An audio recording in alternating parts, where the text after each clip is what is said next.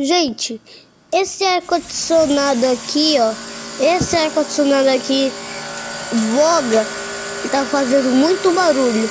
Daí o técnico falou, abriu ele e falou que as borrachas do compressor está tudo estourado.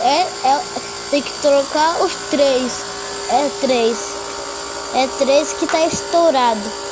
Daí ele trocou e ficou tudo certo. Só que continuou nesse barulho.